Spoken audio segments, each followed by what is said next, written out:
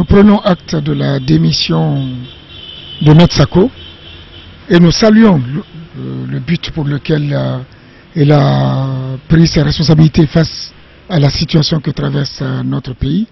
Je crois qu'il faut reconnaître que c'est un acte de patriote, d'homme responsable, d'honnêteté aussi. Et nous pensons que c'est ce qu'il faut faire en pareille circonstance. Lorsqu'on n'est pas d'accord, il faut en tirer les conséquences. C'est ce que M. Sako a fait. Nous pensons que d'autres pourront suivre la voie qu'il a choisie pour éviter à notre pays une situation difficile, inutilement acceptable.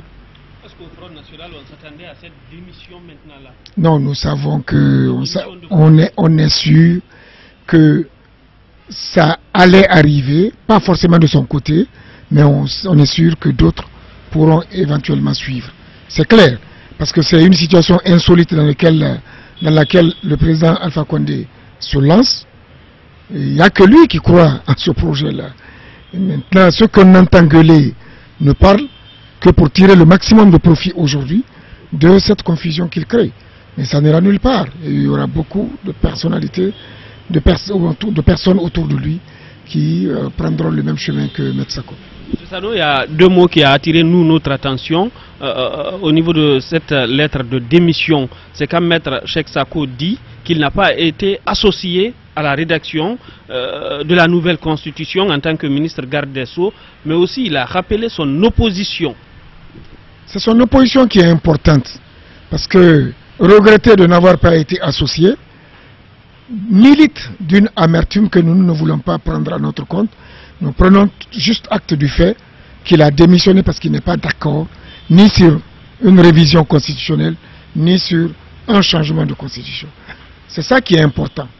Et maintenant, ce qu'on peut tirer aussi du fait qu'il n'ait pas été associé, c'est on a l'impression donc que ce travail-là se fait dans la totale opacité et que ceux qui s'agitent aujourd'hui en tant que membres du gouvernement jouent à la marionnette tout simplement. Et c'est vraiment humiliant pour notre pays de voir des cadres de ce niveau de responsabilité qui se plongent dans des situations dont ils ne maîtrisent ni les tenants ni les aboutissants. Est-ce que vous pensez que les menaces du FNDC ont beaucoup pesé sur la base? Non, non, nous ne voulons pas aller sur ce chemin-là. Nous ne voulons tirer aucun sentiment de gloire. Parce que nous ne sommes pas dans une logique de dire qui gagne, qui ne gagne pas. Si demain on réussit, et nous sommes sûrs que nous allons réussir grâce à Dieu, de bloquer ce très mauvais projet pour notre pays, c'est toute la Guinée qui va gagner. Pas une partie de la Guinée sur une autre partie de la Guinée. Ce n'est pas comme ça que nous envisageons notre combat. Nous portons un idéal, ce n'est pas un problème de personne, donc nous ne l'envisagerons pas de ce point de vue. Est-ce que vous avez un appel à lancer aujourd'hui à l'endroit de l'autre ministre qui sont membres du gouvernement? Écoutez, chacun va assumer les conséquences de l'acte qu'il aura posé. Nous savons qu'il y a beaucoup de gens qui existent encore, il y a beaucoup qui sont prêts à le faire. Nous voulons qu'il le fasse pendant qu'il est encore temps, comme M. Sako l'a fait. Ça ne sert à rien de le faire à la dernière minute, parce que ça n'aura aucun effet. C'est maintenant ou jamais. Merci.